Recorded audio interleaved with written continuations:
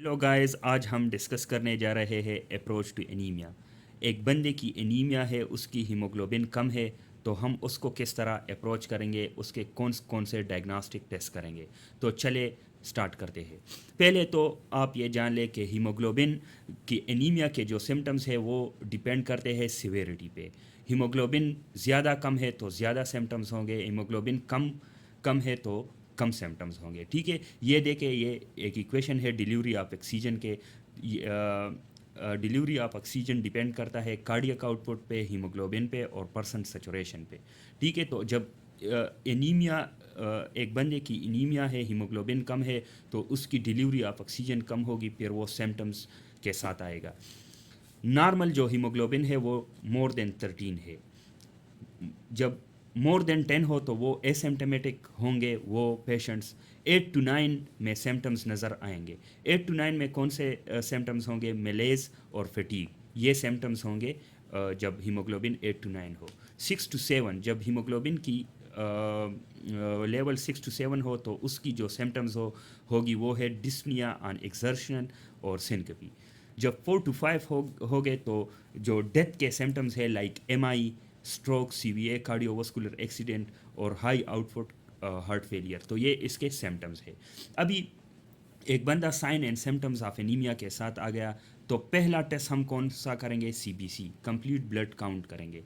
Complete blood count पे haemoglobin कम आया तो फिर हम मतलब ये एनीमिया डायग्नोस हुआ। अब और फर्दर हम डायग्नोस्टिक टेस्ट कौन से करेंगे? पहले हम एमसीवी करेंगे। ओके, मीन कार्पस्कुलर वॉल्यूम, ये जो नॉर्मल इसका लेवल है ये है 80 टू 100। अगर 80 से कम हुआ तो दिस इज़ माइक्रोसिटिक एनीमिया, और 100 से ज़्यादा हुआ तो दिस इज़ मैक्रोसिटिक एनीमिया, और इन बिटवीन 80 टू 100 होगा तो इट इज़ नार्मोसिटिक एनीमिया। अब अगर ये माइक्रोसिटिक एनीमिया है या मैक्रोसिटिक एनीमिया है तो इसका ये मतलब है कि ये इस बंदे में प्रोडक्शन एनीमिया होगा। प्रोडक्शन एनीमिया का मतलब ये है कि बोन मेरो में कुछ मसला है जिसकी वजह से ये जो हीमोग्लोबिन है और आरबीसी है वो सही नहीं बना सकता। और डिस्ट्रक्टिव एनीमिया में मतलब आरबीसी की ब्रेकडाउन उसमें होती है। तो ये माइक्रोसिटिक और मैक्रोसिटिक प्रोडक्शन एनीमिया है और नार्मोसिटिक डिस्ट्रक्टिव एनीमिया है। अब इनमें किस तरह कौन सा टेस्ट करेंगे जिसकी वजह से हम प्रोडक्शन एनीमिया और डिस्ट्रक्टिव एनीमिया में फ़र्क करेंगे? वो हम करेंगे रेटिकुलोसाइट इंडेक्स। जब रेटिकुलोसाइट इंडेक्स लेस देन 2% हो तो दिस इज़ प्रोडक्शन एनीमिया, और डिस्ट्रक्टिव एनीमिया में रेटिकुलोसाइट इंडेक्स मोर देन 2% होगा। ठीक है, अब आते हैं माइक्रोसिटिक एनीमिया की तरफ। एम सी वी 80 से कम है तो दिस इज़ माइक्रोसिटिक एनीमिया। फिर हम फर्दर कौन से टेस्ट करेंगे? ये टेस्ट करेंगे, फेरिटीन करेंगे, टोटल आयरन बाइंडिंग कैपेसिटी और परसेंट सेचुरेशन करेंगे। इसके बेस पे हम माइक्रोसिटिक एनीमिया को फिर हम डिवाइड करेंगे कि या तो ये आयरन डिफिशिएंसी एनीमिया होगा, या anaemia of chronic inflammatory disease होगा, या थैलेसीमिया होगा, या सिड्रोब्लास्टिक एनीमिया होगा। ठीक है, फिर हम फर्दर इसको एक्सप्लेन करेंगे दूसरे लेक्चर में। फिर अगर एम सी वी 100 से ज़्यादा हो तो दिस इज़ मैक्रोसिटिक एनीमिया। फिर मैक्रोसिटिक एनीमिया के लिए हम पहला जो टेस्ट करेंगे वो ब्लड स्मेयर करेंगे।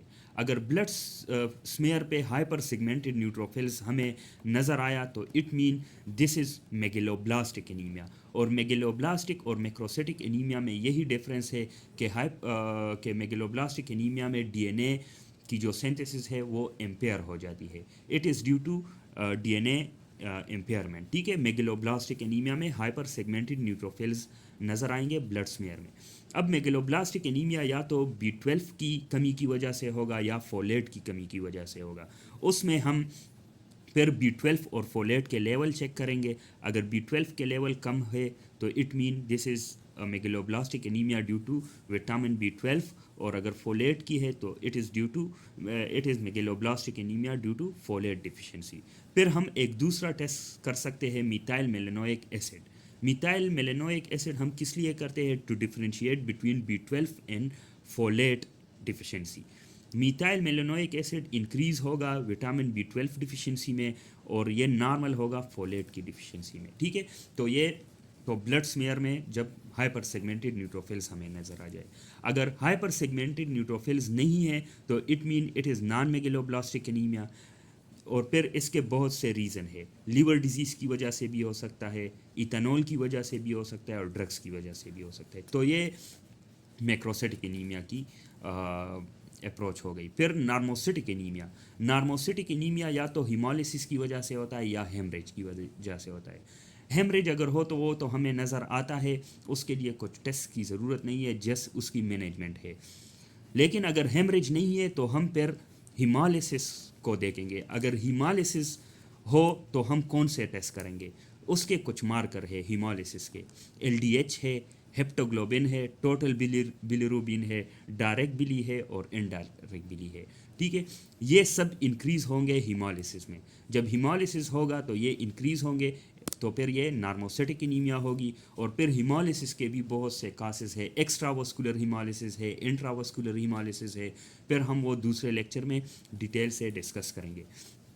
لیکن اگر ہیمریج بھی نہ ہو، ہیمالیسس کے مارکرز بھی نیگیٹو ہو، مطلب نارمل ہو، تو ہم کیا کریں گے؟ ہم پھر دیکھیں گے نارموسیٹک انیمیا کی جو ایک کاس ہے، ایک وجہ ہو سکتی ہے پروڈکشن انیمیا. وہ پروڈکشن انیمیا پھر اس میں ریٹیکولوسائٹ انڈیکس جو ہم نے بتایا پروڈکشن انیمیا کے لیے، وہ لیس دین 2% ہوگی. تو ادھر پکچر نارموسیٹک انیمیا کی ہوگی، لیکن it is due to production anaemia. وہ تو یا لیوکیمیا ہو سکتا ہے جو بون میرو کی کینسر کی ایک ٹائپ ہے. ٹھیک ہے، لیوکیمیا. یا تو مائلو ڈسپلاسٹک سنڈروم ہو سکتا ہے، اور یا سی کے ڈی ہو سکتا ہے. تو یہ سارا اپروچ ہے ٹورڈ انیمیا.